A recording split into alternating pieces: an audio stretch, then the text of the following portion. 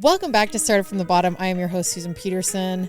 On this episode, we have, oh my gosh, my new girl crush, always, Josie Van Dyke. She's in the house. I'm so excited.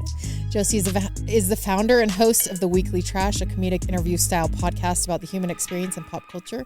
The Weekly Trash launched in May of 2022 and is in the top 5% of all podcasts. It has over 250,000 downloads and has been on Apple's top 200 chart for comedy podcasts.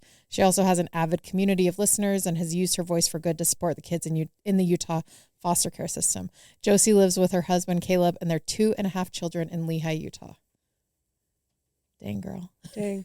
Draper, Utah, if we want to get super specific. Draper, Utah. We want to tell everybody where I live and they can come find me and murder me. Well, I know where you live, and I feel like it's like in between. So. Well, I have a Draper zip code. Oh. But my kids would go to Lone Peak. Oh, interesting. Isn't that weird? Welcome to Utah, guys. Right? Josie, how did you get started in podcasting? Oh, my goodness. It was random. Okay. So I've always been an entertainer. I love to entertain people. I talk a lot. I'm a people person. When I first got married, I attempted YouTube, like the vlogs back when that was a thing. Yeah. Lasted maybe 3 weeks because I was really concerned about my friends making fun of me. So I was like, oh, we're not going to do this anymore. Like me carrying my little phone to record myself. They're like, you're weird. Stop. So I stopped. And then I just kind of forgot about doing that part of my life. And then I had a miscarriage back in 2022, December. And it kind of just threw a wrench in my plans, and I realized I don't have any control over my life. Like what happens when it comes to pregnancy. 2021, right? Oh yeah, 2021. Yeah. I was like, I don't really have control over when I get pregnant, and my whole goal in life was just, let's be a mom. Let's pop out babies. Let's just do the Draper mom thing, be a MILF. And I knew if I didn't have control, it would drive me nuts because I'm a control freak. I mean, who isn't, really? Seriously. If you're not, teach me, because I have issues. I have issues. And so I was like, hey, what could I do to distract myself? So I started thinking about stuff and things that I in the past thought were really cool and I wanted to venture to do, but I never did. And podcasting has always been one of those things. And in February, I started thinking about it more seriously, and I was driving in my car. I was actually Marco Poloing, you know her, Kate Jackson. I was Marco Poloing her. And it just like clicked in my head, and I was like, oh my gosh, we are so funny. We should have a podcast. And I was going to start the podcast with Kate, and she was like, yeah, like, let's do it. And I was like, Kate, it's going to be called Weekly Trash, because once a week you got to take out your trash. We're going to talk pop culture. We're going to talk our personal trash. And all the ideas just started flowing at once. It was like a That's So Raven moment, just visions coming to me. And I'm like, okay, we're doing this. Yeah. And I'm a very not patient person. When I say I want to do something, I go. Yeah. And Kate was like, slow the brakes. Like, I don't know if I'm meant to be a podcaster. And so eventually she was like, you know what? I think this is a solo thing for you. And that scared the shit out of me because I didn't think I could do it by myself. I was like, I need a co-host. Like, I need somebody to talk to. I can't just talk to myself in a room. I mean, I can, but who would want to listen to that? It's hard. When I record my solo episodes, they're like the hardest ones to record. They're so hard. You kind of have to get into the zone of like talking to a wall and pretending someone's there. Yeah. So you don't feel insane. Yeah. And there's nice to have banter with somebody. And chemistry. Yeah. If you don't have that, it's really hard. Yeah. And so I was like, crap, I can't do this by myself. But I had already announced that we were starting a podcast because, again, zero patience. The minute I had the idea, I was telling everybody. And so I knew I had to go through with it. And I'd already bought on the equipment. So I just went with it and I decided to go solo. And then I came up with the idea of having guests on every week, doing solos every now and then, and just interviewing people's life stories. And that's kind of just how it got started. I love it. I was actually on a walk with Kate. She lives in my neighborhood. Yeah. She's the sweetest. She's the best. And she said the first one you guys recorded, she like couldn't sleep that night. And I think that's a hallmark of podcasting is like people are like, how do you do it? And I'm like, well, I really like to hear myself talk. Totally. You have to be kind of a narcissist. A little bit. But I also don't listen when I talk. So I don't stress over what I said. Oh, yeah.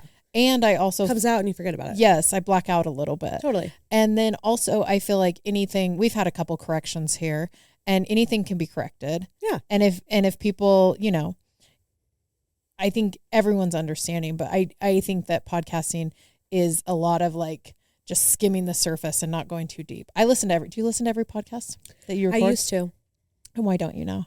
I'm just too tired. You're too tired. Josie's pregnant. As I said, she has a half a child in her right now. No, I used to be obsessed with listening to them. I would listen to them multiple times so I could figure out what I did wrong, what I could improve on, how the audio sounded. But my episodes are also really freaking long. They are really long. Abby and I have talked about your episodes a lot because we've seen this stat recently that if your episodes are over an hour, Apple, all the streaming services favor you. Oh, well, that's good to know because mine are 2 freaking hours long. I know, but I think it's and I was on a beach vacation. I was in Oregon I think it was in October. You just had Emily Jackson on, and it was actually nice because I did a ton of driving there, but I was in the car alone by myself, but it was like 10-minute increments. And so I could just keep listening to your podcast. Well, and that's why I feel good about it because a lot of people are like, you should have more episodes a week. But I'm like, my episodes are so long, you can just split them into 30-minute increments and then you have a 4-day podcast right there. There you go. And I mean, I don't edit, which makes them so long too. I do the Joe Rogan style where you just turn on the mics and go, and whatever's said, you put it on the podcast. And at first I was like, this is gonna be so easy because I won't have to edit. And then the more I'm like, crap, I have to filter myself. I have to think before I speak because I don't want to say anything that's going to offend somebody or that's going to embarrass myself or my family. But then I just learned to just F it. You just say what you got to say. I know, but you also have to keep the storyline in your head pretty clearly. Oh, yeah. Like it takes a lot of mental effort to not. Oh, it's exhausting. To not edit. Yeah. And you do one a week? I do one a week, yep. And you record it and then put it up immediately? Yep, immediately. They come, we record. We chit chat, and then it's up. We sometimes we try to record 3. When do you think this will come out? Next week or the week after. We're banking some right now because I'm going to Italy for 2 weeks. It's going to be so fun. But we record usually on Thursday. You said you couldn't come in on Thursday. Yeah. But we record 3 on Thursday. That's a lot. See, and I think maybe because mine are so long, I can't even imagine doing 3. Yeah, my voice would be gone. Mm-hmm. And my mental state would be butter. I would be mess. That's the thing is like, I'm dead for the rest of the weekend. Yeah. Like people are like asking me questions and simple questions. And I'm like, my synapses aren't firing. And you just don't want to talk anymore. Yes. Like I talk all the time. And when you're on a podcast, you can't be monotone. You got to bring it. You got to have the energy. Yes. And if you don't, it's boring to listen to. And so by the time you're done, you're like, is it nap time? We'll end here on Thursday at like 5 or 6, and then I usually go home. I don't talk to anyone Friday or Saturday. Yeah, it's like give me a cleanse from talking to people. Yeah, but the more it's like a muscle. The more you use it, the easier it gets. Totally. What are you gonna do? We're way off topic, but I don't. No, care. I love. Oh, welcome to Are we on Weekly Trash where we just say nonsense the whole time? Abby, can you edit this out? But how many minutes in are we? 9. Got it. I keep track. Oh, you're so professional. No, it helps us when we.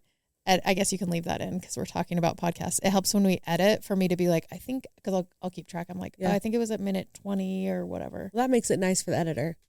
Yeah, but she keeps notes over there too. That's the reason why I don't edit is because I can never freaking figure it out. There's not a chance in hell that I could have figured it out. Yeah, well, I think it's actually genius. And you can always bring in an editor later. Well, so I just hired an assistant for film because now I do YouTube. Mm-hmm. And that was a whole thing. I was like, there's no way I'm going to figure out how to use all these cameras. Right. Because I wanted different angles and I wanted it to look legit. I didn't want it to just be on my iPhone.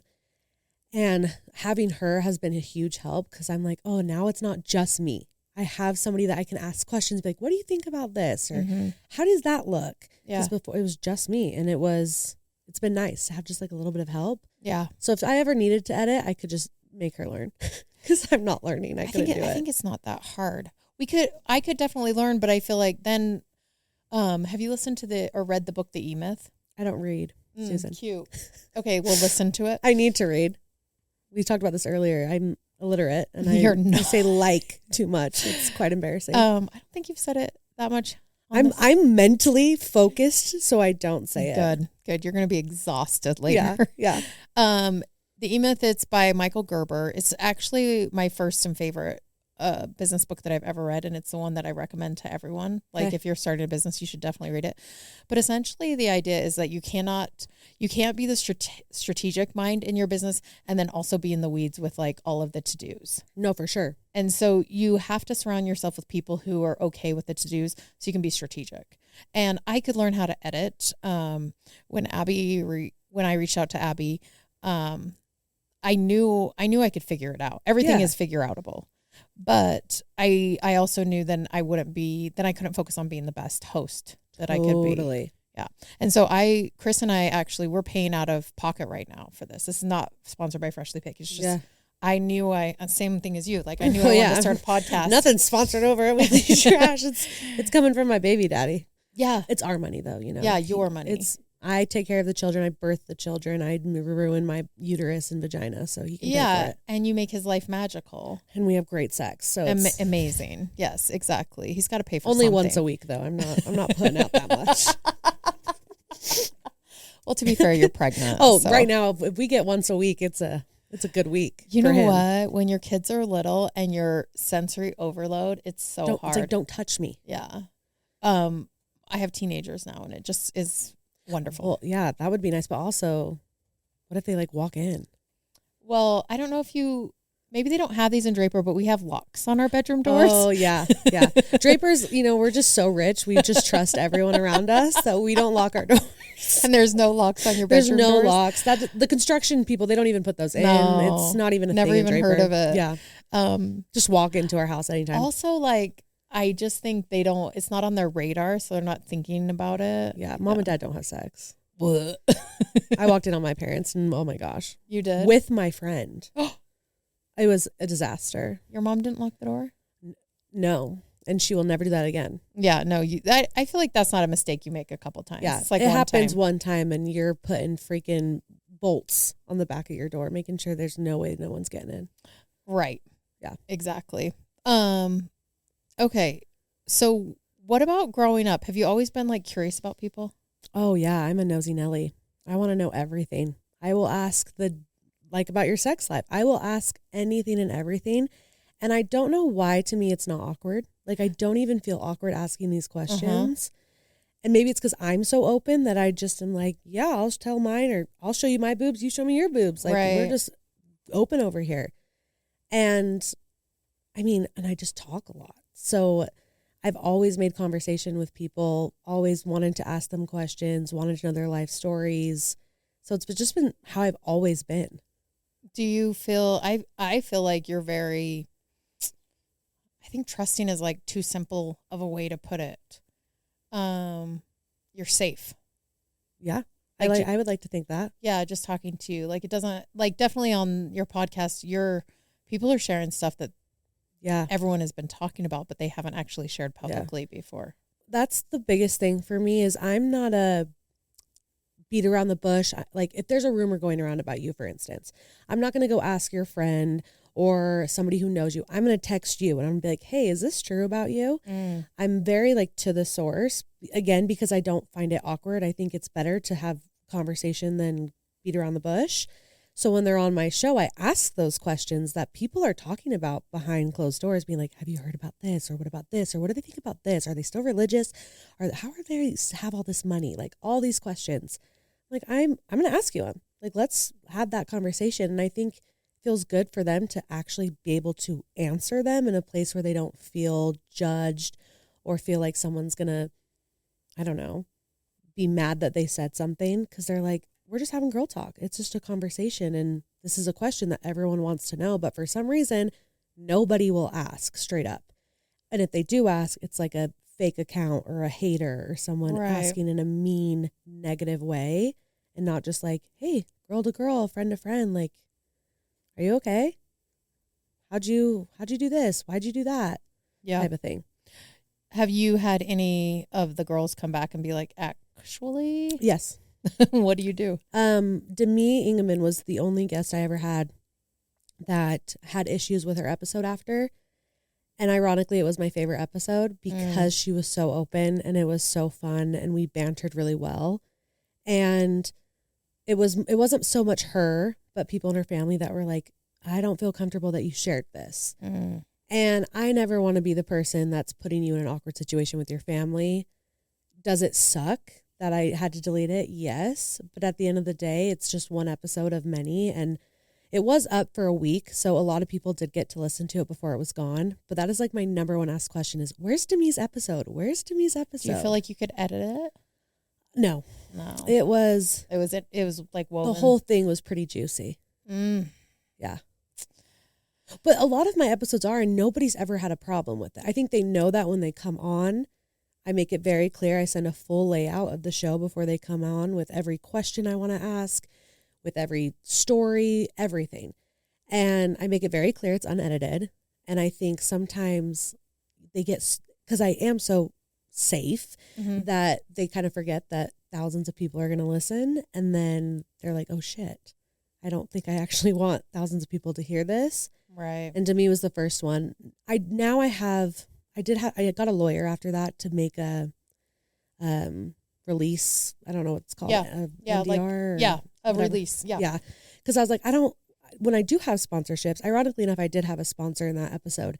And I was like, this kind of sucks because I feel bad. I don't know what to do here professionally because I told them I would have this ad up and now I have to delete it. It ended up being okay, but I was like, I should probably get a lawyer just in case so I don't have to delete future episodes. But I'm such a freaking, I don't know, pansy, and I won't let anybody sign it. I'm like, it's well, fine. I also think like your personality is like if someone actually wants it to come down, you're not gonna. It's just so far outside of your personality to be like, nope, sorry, you signed the release. Totally, it's staying up. Well, and also I feel like that makes me look really bad if I was like, who would want to come on my show? No one's going to come on. It wouldn't be a safe place at all. Yeah, because I think it is a place where people can tell their side of the story each time. And if they were afraid that post-production you were going to be like catty about it. Give me all the rights to your words. Yeah. No. Yeah.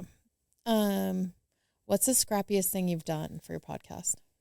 Oh, well, when I threw my party that you came to, yes, by the way, like, oh my gosh, blew my mind. Susan's the number one hype girl. I didn't have the money to throw a party honestly, I didn't even have money to buy merch. I mean, my husband and I have a successful real estate portfolio, whatever you want to call it. But I don't want to consider that weekly trash money. I want it to be separate. Yeah. I don't want to like pull our own money into like weekly trash debt. But I knew I wanted merch because people are asking for it. So I was like, hey, I'm going to throw merch. But then I was like, I also want to meet all these people that are buying the merch. Yeah. So it's like, I want to throw a party, but I have no money. So I asked around to local companies if they would come for like food, the Donut Bros and then Los Glorious, I believe. And I was like, I can't pay you. But if you come and people want to buy food, you'll be there. And just prayed that they said yes. And they did. And then I had a couple of other vendors there. And I felt like such an imposter putting this party together because I didn't have a venue. I did it at a park. I made a balloon arch the night before with my friends, trying to make it look as professional and as good as I could. But at the end of the day, I had maybe been podcasting for 4 months, maybe had 1,000 followers on Instagram. And I was just like gung-ho, like, let's go. We're throwing a party. And looking back, I'm like, that was crazy that I did that. That was insane. There was so many people there. I was shook. Because I showed up, I think it was like 7 to 9. Yeah, I showed up at like 9:05 or whatever. It was in August? Yes. Yeah. And there were still so many people there when I showed up. I was in shock because that was the other thing. I was really nervous. I'm like, what if nobody comes and I have these vendors come for free, right? And they don't get any payout from this, and I'm just sitting there feeling so bad. Right. I honestly would have paid them because I would have felt so bad. Right. And so when people started parking out of the parking lot, like on the road, I was like, oh my gosh, like this is legit. But I don't think I could ever do that again unless I had help because it was a lot. Like podcasting is exhausting, but trying to throw a party when you have no idea what you're doing. It's so many details to consider. So many. So you said you had imposter syndrome before, and then after, how'd you feel? You know, I still kind of felt like an imposter. Isn't that wild? I think it was because you see all these people that launch merch and then they're like, we sold out in 20 minutes type of thing. Which they're lying, by the way. Okay, good to know. Good to know. I was thinking about that. I'm like, that's very strategic. That's really smart. I'm just not that person. I don't want to say I'm too honest because everyone lies, but I just don't think I could do it. And so I was like, that's the thing. I ordered way too much merch for who I am. I thought I was freaking Madonna or something. I don't know what I was doing. Like, yeah, let's order 6,000 sweatshirts. Just Did you for real? No. Oh my gosh. No, but to me, it was equivalent to 6,000. I think I ordered 450. Oh, that's great. And so in my head, I'm thinking, if I sold out, like, I'm going to be that girl that's like, oh my gosh, guys, I can't believe we sold out in 5 minutes. I don't know why I had that expectation. It wasn't even an expectation. I just thought, wow, that would be really cool. And obviously I didn't sell out that night. And a part of me was like, dang, like I'm not like the other influencers. But then I was like, I have 1,000 followers. I'm not in that category yet to even be at that point. And it kind of took away the excitement of the party, which like really bothered me that I even felt that way. Because like you said, so many people came to support and I was on top of the world. But at the end of the night, and I looked at the sales, great sale numbers. You bought a sweatshirt, by the way. Thank you very much. Yeah. I think they were out of a couple sizes. Yeah, I definitely did good for somebody at my level, but I just had this stupid expectation and I was like, dang, why did I even like think about that? Because that like ruined a really cool moment. Do you want to hear the formula for that? Yeah, please tell me. Okay, so it's traffic times conversion rate. So really good conversion rate for online sales is like 5%. Okay. So like if you have 1,000 people come to your website, you're looking at like 500 of them buying. Okay. No, that's I was way like, too high. I was like, that's Sorry, 50%. 50 of them buying. Okay. So if you're thinking about if you have 1,000 followers on Instagram and like 500 of them show up to your event, you'd think 25 of them would buy. Yeah. And it was definitely more than that. So it was a success. No, it was, that's the thing. It was totally a success. Yeah. Instagram sometimes just makes you feel like you're not good enough. It does. Well, and you're so sweet and trusting because you're like, oh my gosh, they probably really did sell out. I promise they didn't. I know. It is smart of them to be like, oh my gosh. Well, it's a way to create restock demand. alert. Restock. Yeah, for sure. I promise you they just put them out of stock and put them back in stock. No. And I thought about doing that. Yeah. It's just not me. I'm still over here. I sold out of the sweatshirts, but I still have crew necks. Everybody go to weeklytrash.store if you want a crew neck. Yeah. But I was like, I feel guilty if I'm like, oh, they're gone, everybody. And then someone comes to be on my podcast and they walk right past a whole bunch of crew necks and they're like, you lying bitch. Well, and I think your values, I don't know if you've done your mission, vision, values, but your values are such that you're like, I want this to be a place where people can tell their story. Yeah. It's not going to be your story. Totally. Yeah. So you got to tell your story. Let's look at these what? Weeklytrash.store. That's it. My website is so funny. Okay. I did it all on my iPhone. I don't know how to use a laptop, Susan. I didn't go to college. Look how cute you are. Let's buy a sweatshirt. Oh my gosh. No. Oh my gosh. No. Susan. I already have this green one. You already have but one. The hoodie is really cute. It's sold out. Yeah. The hoodie sold out really fast. But the pink hoodie that I give to guests only, I'm going to give to you because you're coming on Weekly Trash. So you'll get one of those. Oh my gosh. So excited. That's, yeah.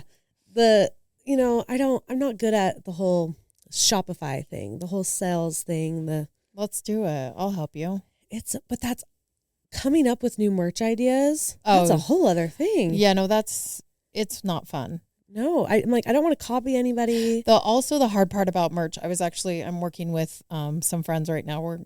We're merging a couple businesses together, and merch is the sizing, like knowing what sizes to buy, and usually the place you get it printed at can kind of give you a direction. Totally. That's really hard.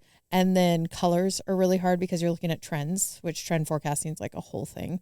And then they're so, like, from a space, they take up so much space. So much space. I have a ping pong table in my basement, and I just stacked those suckers all over the ping pong table. We were a Weekly Trash factory for a good 3 weeks because I had nowhere else to put them. I'm like, and the boxes that they came in. Huge. I have never broken up so many boxes. When I say me, I mean my husband has never broken up so many boxes. And now I have like one box and I'm like, okay. Yeah, it feels manageable. I have like 25. This is why jewelry is the vibe. Right. Yeah, because you could, you could keep like thousands of dollars of jewelry in a tiny little space. Yeah. Yes. Do you not have, I have this like, what's it called? An automatic box breaker downer where if you just throw boxes in the garage, they just break down automatically. Susan, that's so rich of you. I need one. Oh my gosh. But for some reason, every time my husband's out of town, it breaks. Oh, they're like, it's teaching you a lesson. Yeah, it's like, Susan, stop trying to beat us. I just throw them in there and then he goes out there for a little bit and then they're just all broken down. So that's what you got to do. I'm the person that throws the Amazon box in the garage and just hopes that the magic fairy comes and breaks it down when it's time. They do. Yeah, they always do. Yeah, you leave them in there. I'm like the magic fairy that gets the dishes. So I feel like it's a good mix. I'm the magic, laundry. Yeah. Oh, don't even get me started on laundry. I actually love laundry. So bad at laundry. You are? You got to hire it out. We just had Edgar. It's called Dree, Dree. Okay. And what it is it's the gig economy for laundry. So he's going to wash my underwear. No. They partner you with like a stay-at-home mom in the area who's like... Okay, but I would feel bad. No, but she needs to make money. Okay. I'm like, here's my dirty shit. You wash it. No, but they sign up. It's like an Uber driver kind of. Like they sign up to do it. And then if you like her, then you can keep using her. You never have to see her, actually. She just picks it up from your porch. Yeah, that'd be awkward. Like you saw my poop period stain in my underwear. Well, I hope you keep that one to yourself. No, I don't want to do anything, Susan. I would actually just throw it away. But we're on a budget, Susan. We're keeping all the underwear. But yeah, and then if you like it, you can give more directions and they can give you feedback and like, oh, I like the way this looked, but not that. I want all my shirts hung, like whatever you want. Oh. Yeah. So they'll like come and put it away for you. No, but they'll deliver it to your house and then you can you could put hangers in there and they could hang them all the hangers. Gotcha. Hang all the hangers. I do have a nanny that comes twice a week and I have her help me with the kids' laundry. I just feel weird having her do my laundry, but I don't know, maybe I pay her a little extra and I'm like, here's my stuff. That's what my house manager does is my laundry. House manager. Susan, I want to be you. Well, it used to be a nanny. I want a house manager. I want a chef. I want a nanny. I want a cleaning lady. I want somebody to come and scratch my back whenever I want it. I want to have that many things. I mean, I guess my husband is a chef. Not really. Pretend. See, my husband, he makes cereal. Oh, that's cute. Okay, but he's keto now. So now he like makes just bacon all the time. And I'm like, our house smells disgusting. If you make one more thing of bacon, I'm going to lose my mind. Yeah. But then it's like, he's so proud of himself because he made bacon. Is it working for him? Oh my gosh. He's so hot right now. And I'm so ugly and fat. You're not ugly and fat. I'm like, we weigh the same right now, which is fine. Like weight doesn't matter kind of to me, but whatever. And he looks so good. And I'm like, you're so sexy and hot right now. Like the hottest he's been our entire marriage. And I look like this. I'm like, this is not fair. This is not okay. You can't lose weight while I gain weight. Like, why go eat a donut. Why don't you just gaslight him into feeling like you're like, don't say you're not hot. Oh, well, everyone's like, if you say something long enough, your husband's going to believe it. So I'm like, hey, I can't say that. Because what if he's like, oh yeah, you are ugly. No, so he's definitely not going to believe it. But if you're just like, oh my gosh, you're so lucky. I can't believe you're with the hottest girl we know. The hottest pregnant girl ever. Yes. Like, oh my gosh, these stretch marks make me horny. But yeah. Stretch mark, I actually think they're cute. I honestly, after my first, they made me feel like a badass. I was like, I did this. Yeah, it's like a good scar. But then once you're like not pregnant after a while and you've been out of the postpartum for a year or two and you're like, oh, these don't go away. Oh, okay. I thought this was like a tiger stripe for a little bit and then like, oh, they suck right back in. But no, that's not actually how it goes. I know. I was telling someone I'm still losing my baby weight. I mean, Gus is almost 14, but we're still. Yeah. Hey, you know what? It's a slow grind. You're doing 75 soft. Yeah, but I haven't even talked about, I'm also doing Mounjaro right now. What's Mounjaro? It's at like Ozempic shop. Okay. I haven't talked about this, but because you're here. I'm going on Ozempic. The minute this baby comes out of me, y'all aren't ready to see how hot I'm going to be. I have, is it PCOS? I don't have PCOS. Sorry. I have hormone levels because of my stress. Okay. I probably have that too. Bad hormone levels. And so my body has held on to my weight for a really long time. And I eat very healthily. I exercise frequently. Yes. And I was not losing the weight. And my doctor's like, well, let's just try Mounjaro. It is, I think I've seen a lot of people, especially on TikTok, be like, oh, it's the easy way out. Literally, I work out so much. Like I am working so much. I hate when people say that. But I'm only losing this is the first time I've lost weight in like 8 years, but I'm only losing like a pound a week, maybe a pound a week. That's a healthy I'm amount very to lose. happy with it. But the best thing about Mounjaro, and again, I haven't talked about this at all, is it quiets your brain. You don't even think about food. And I didn't realize how poor my relationship had gotten with food because of my stress. Like I was using it to cope. Yeah. And my trauma that I had been through. And so it is, it's been, for me, it's been such a game changer. And I feel like I am in charge again. And I was feeling like I was being led around by my food. Well, and if you're a control freak, yeah, you don't have control over how you feel about food. And then when you have something that mutes that feeling. Mm-hmm. So I took Phetermine, which is a pill. It's basically like meth. So not the healthiest. Mm-hmm. But my doctor prescribed it. I wasn't getting it off the streets.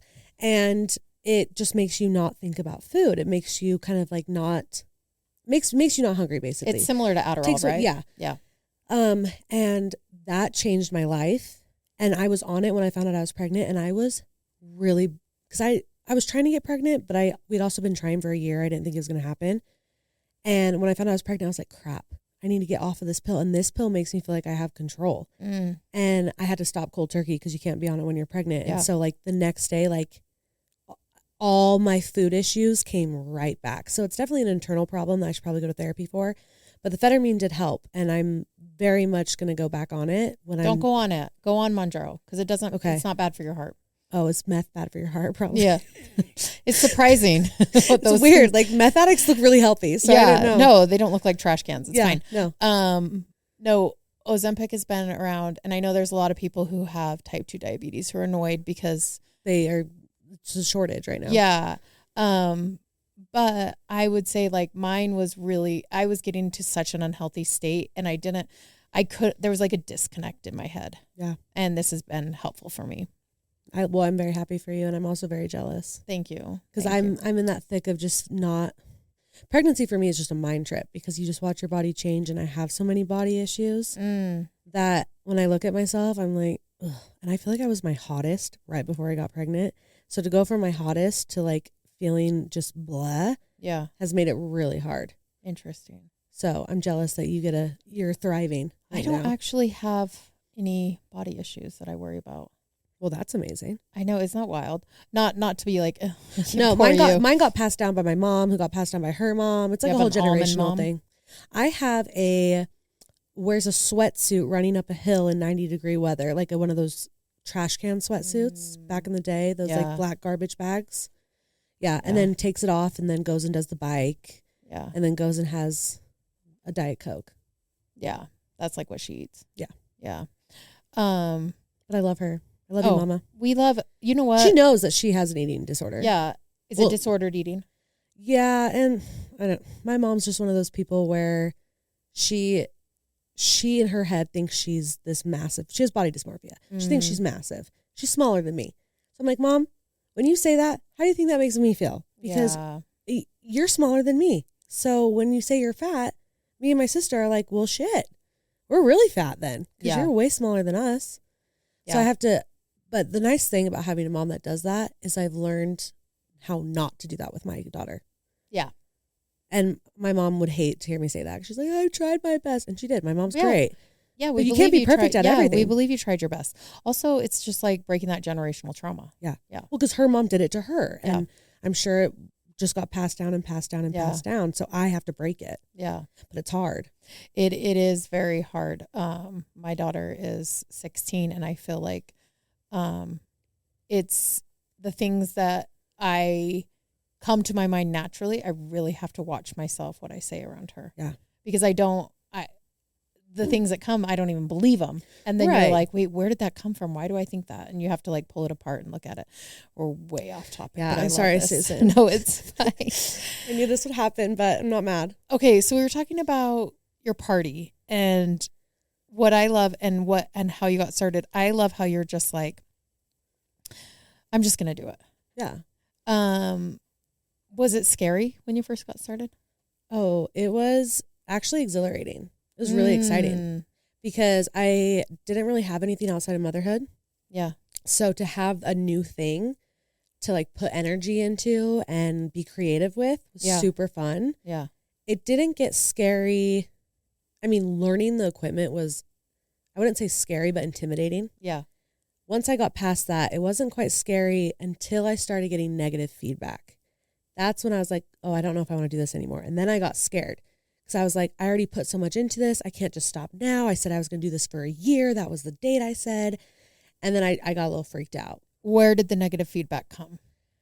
Was it in reviews or? Yeah, it was in Apple DMs? reviews. Okay. Which suck because they're anonymous. And so. Yeah, and you can't reply to them. You can't reply. You can't delete. You can't say anything.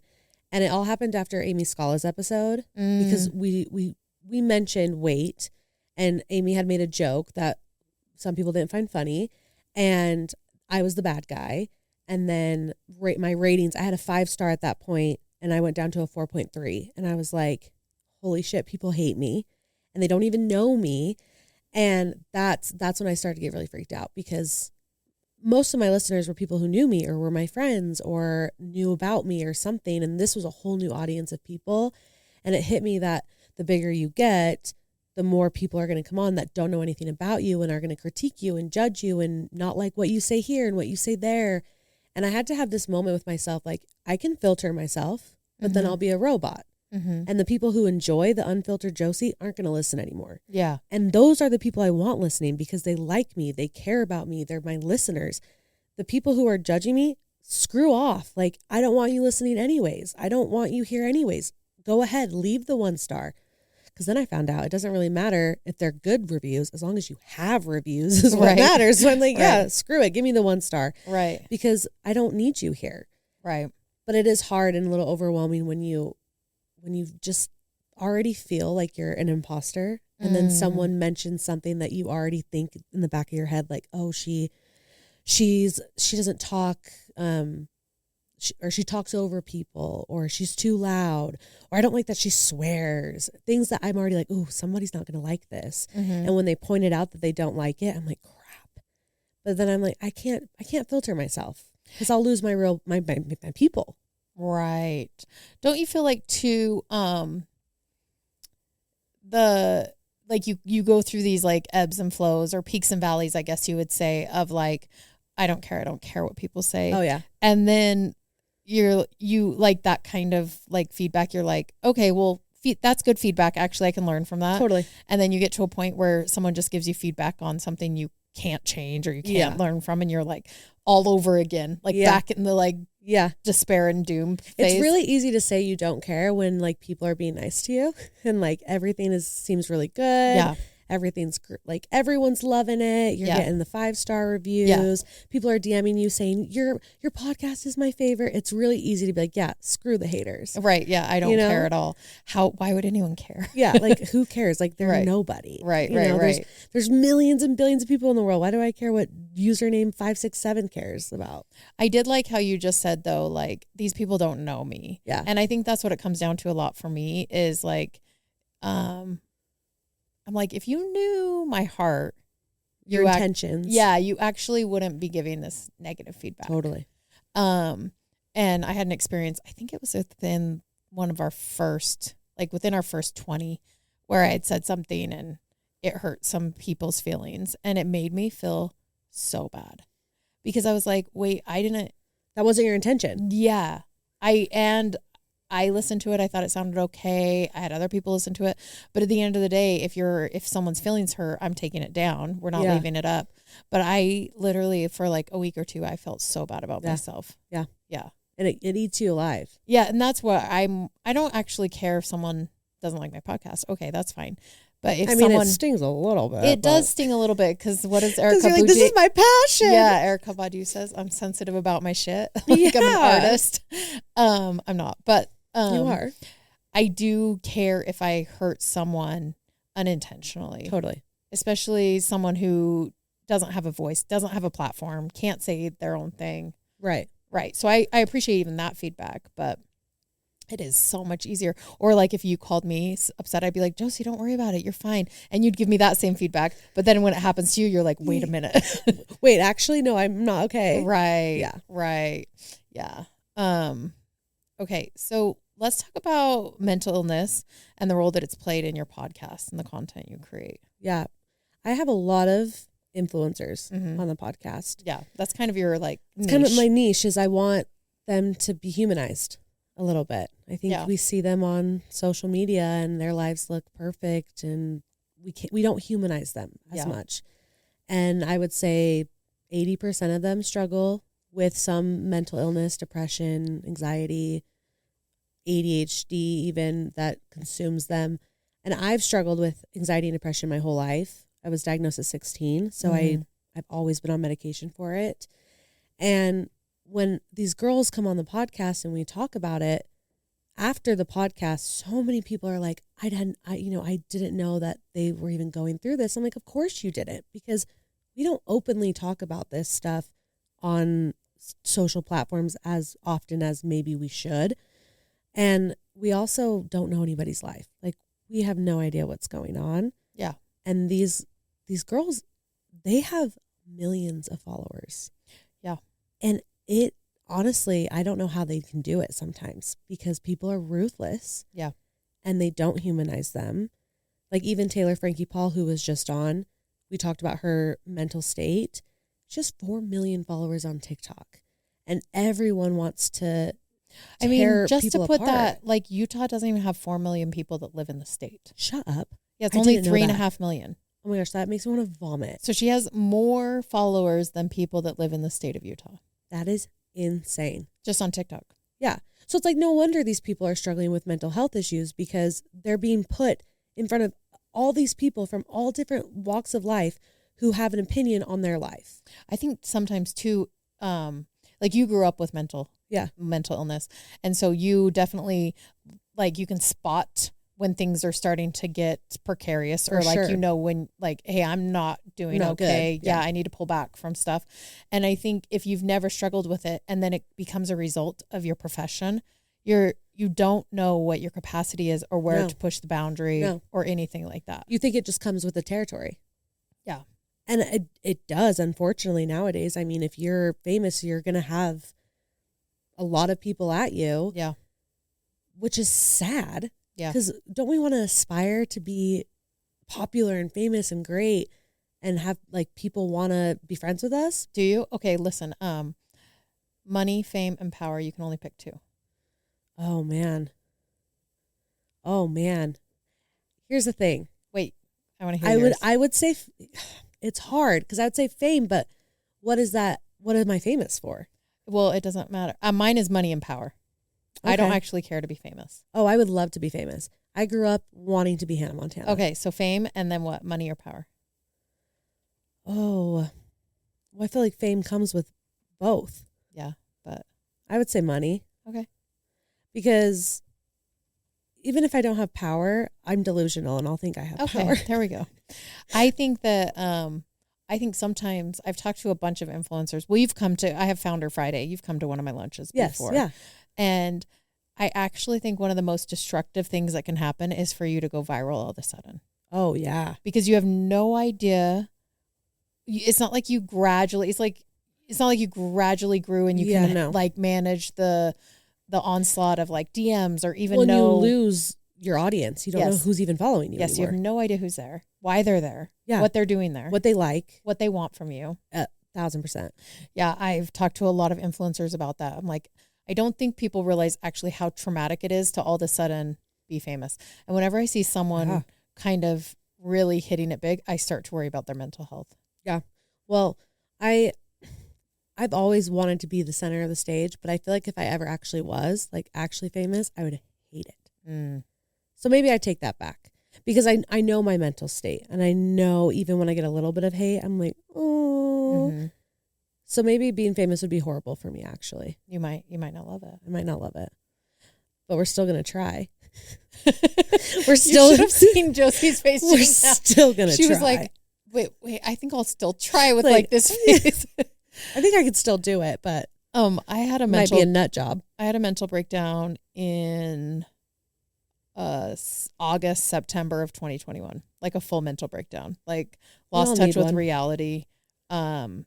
Was at a crisis level, had to go on medication at crisis level, which is actually really one of the scariest things you can do. Yeah. Because those medications are not meant to be. It's like a 6 months to get it working the way it should. And it being at crisis level, it actually makes your life scary. It makes things worse before they get better. Yeah.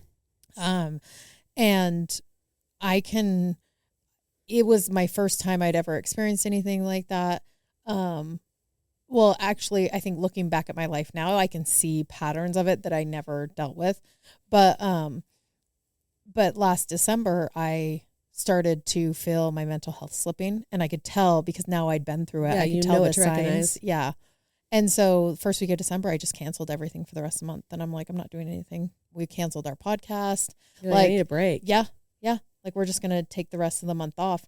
And it was great. And it allowed me to work at the speed I'm working at now. But had I just powered through or white knuckled, who knows what would have happened? I can't take that risk anymore because it really took me a full year to get to the point where I could even. What triggered it?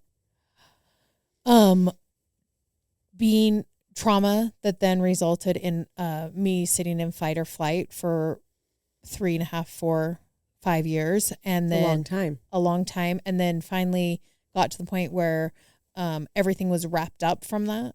And that's when I broke down. My doctor thinks that my body was finally like, oh, okay, we're safe. Gotcha. Yeah. And so it was scary. Oh, I bet. Yeah. And my husband. It's scary when you don't, you can feel yourself like leaving your body almost. You're like, who am I? Like, what's going on? Yeah, no, I couldn't even go outside. Yeah. My husband was and that's gem. So not your personality too. No. And then I could go outside and then I could do one thing a week. But like I'm working with someone in my family right now who's struggling with their mental health. And I'm like, okay, we're looking for 24 hours where you feel good. And then we're looking for 2 full days in a row where you feel good. And then we're looking for 4 full days. Yeah, and then we're looking for a week. And then if we slip, we don't have to, it's not like we're going all the way back, but we're just going to keep working. But you need a week where you feel good. And then we're looking for, and it's like where you're sleeping good and you're not having the thoughts that are bad for you. And just giving people space and time to recover. To heal. Yeah, because it is like a traumatic brain injury. Yeah. Which takes a long time to heal from. Are you still on the medications? Yeah, and I'll never go off it. I look at it like I'm on Zoloft. I am too. I love it. I'm on the generic because I'm poor, but same.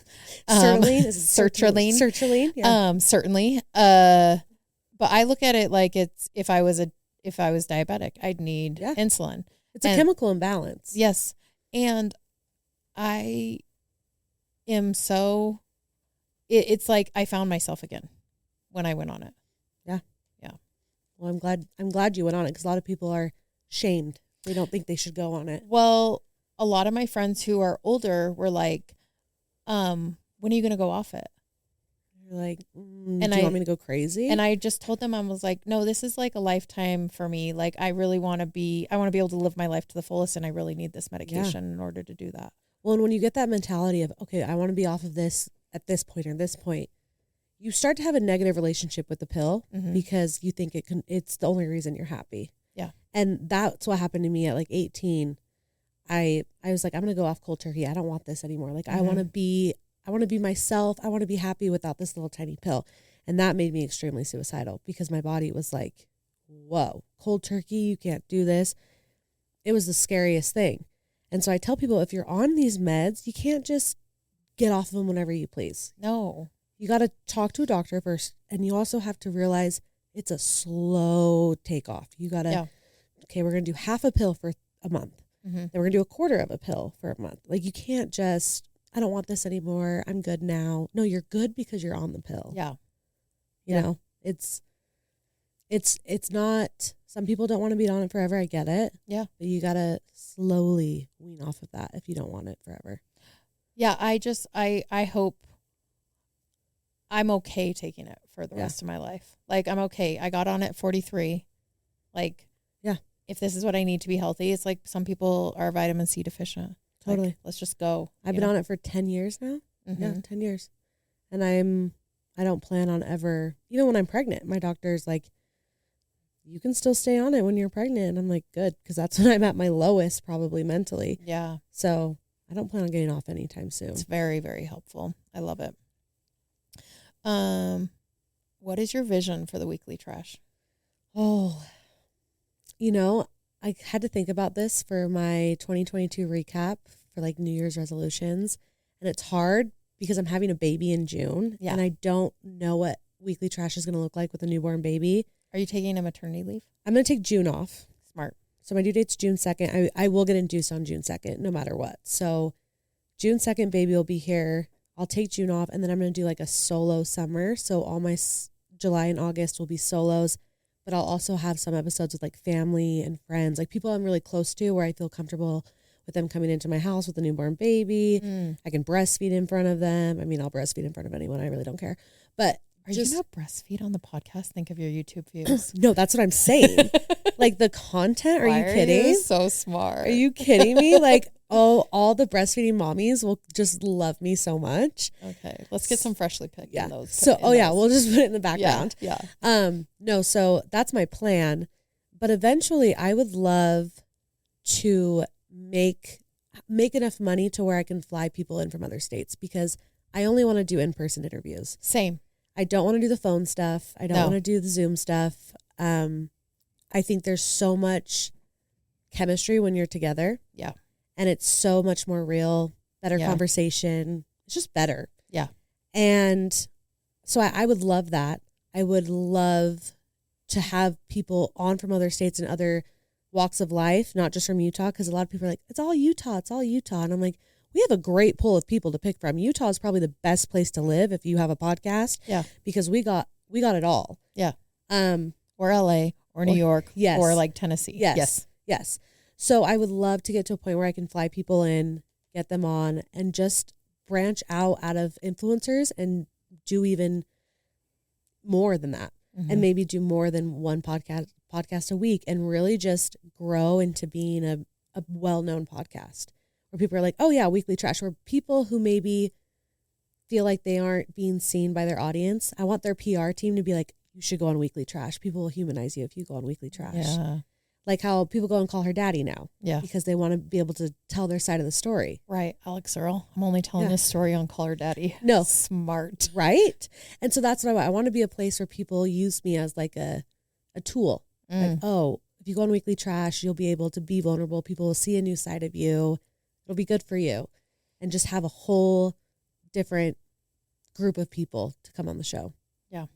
I would love to get to a point where I'm not doing it out of my house, but it's just not convenient with kids. I need to like be able to be in the same place. Yeah. Except my kids aren't usually there. I usually have a nanny take them. Yeah. But it would be nice to have a place that's not home that I could podcast. It is nice to go somewhere to do your thing and then to leave it. Yeah. Because when I had an office in my home, I felt like I could never get away from what I was doing. Well, the minute we finish podcasting, my nanny brings them back and it's like, okay, now I have to bathe them. I need to feed them. I don't even get a minute to breathe. Yeah. So it would be nice. Yeah. What's one lesson you learned early on that is still true today? In podcasting or in life? Okay. In podcasting. Yeah, podcasting. I think we kind of talked about it, but just trying not to care what people think and just being yourself, because the more authentic you are to yourself, the more of a relationship you're going to have with your audience. And that's what's the most important thing in podcasting, is knowing your audience, connecting with them, feeling like they're your friends. Yeah. So that would be the number one lesson I learned, is just be yourself. Yeah. What is some advice you'd give Josie starting out? Oh my gosh. Don't look at the Apple reviews. Don't look at the Apple reviews. Those bitches don't know you. Exactly. No, yeah, I would say don't look at the Apple reviews. And do you feel like you could learn that from someone else? Yeah. I think, maybe. I think majority of people say don't look at the reviews. Yeah. I feel like it's one of those things you got to at least like go, oh, this is why they say that. Yeah, you got to dip your toe in the water just a little bit to be like, oh, yeah, actually, this isn't fun. Yeah. And maybe just keep going. Yeah. You got it. Keep going. Oh, I love that. Okay, we're going to do some rapid fire. Well, let's do it. Who's your favorite guest? No, you can't do this. Oh my gosh. Honestly, I think Amy Scala was hilarious because she does not give an F about anything. In real life, she's so fun. Oh, I love her. Yeah. What is your favorite Stanley? Oh no, Pink. I have to say Pink. Okay. I have this down, but favorite book you've read lately? Series of Unfortunate Events by Lemony Snicket. What is your favorite show? You watch a lot of TV, right? I love TV. Right now, there's nothing really good on that's like new. So I'm rewatching The Mindy Project by Mindy Kaling. Yeah. I love it. It's good. You should watch it. I don't really watch TV. Yeah, you're smart. Well, it's not that I'm smart. It's just my brain won't let me just do it. Yeah. Yeah. I get that. Any good new music? I only listen when I'm in the car. I listen to country music because it's safe with children. Okay. So Hardy, Morgan Wallen. Mm-hmm. Sometimes we'll throw it back to the Tim McGraw, Keith Urban phases, but usually it's Hardy, Morgan Wallen, Luke Combs. When I'm working out, it's like dubstep, F word. I don't even know the artist. Yeah. It's just music. Whatever's in there. Yeah. I have a theory about country music. I think that it's only appropriate in the summer. What? When you can put your windows down. No, I agree. Boating with country music is There's like nothing like it. It's like crack cocaine. Yeah. And if you're ever in a Jeep, Take the doors off, the top's off, you're not allowed to listen to anything but country music. People who don't like country music, I just have to ask who hurt them. Yeah, and it's like, get a life. Like, it's good. Calm down. Don't act like it's not good. Okay? Yes. If you don't like and like no one's picking you for a team because you don't like country music. Yeah. You don't get an award for not liking country music. Exactly. Like Khloe Kardashian No says. one cares. Yeah, no one cares. Yeah, I love country music, but it is for me a summer only. I feel that. Yeah. I feel that. Who do you look up to? You. Come on. Besides me. I look up to Susan. I do look up to my mom a lot. Even though we talked about the body stuff. Yeah. She is a very strong, smart, resilient woman and so kind. And I hope to be as kind as her in my life. Oh, I think you are. I don't know your mom, but I'm sure you are. Oh, you're kind. Thank you. Okay. What legacy are you trying to build? A legacy of vulnerability, kindness, openness. I want people, when they think of me, to think she was the realist. I don't ever want to come off fake. I feel like you're doing that with your podcast. Well, thank you. Yeah, I definitely feel like you are. Josie, thanks so much for coming on my podcast. Thank you. This was so fun. This is my first podcast. Are you serious right now? Yeah. You haven't been on I've never been on any other podcast. Well, I am going on another one next week, but I wanted to make sure you were my first one because you have been my hype girl. Who is it? Codependent. Haven't heard of them. They're signed to iHeartRadio, so maybe they can like hook it up or something. I don't know. Come on, girls. Come on. Okay, thank you. Thank you.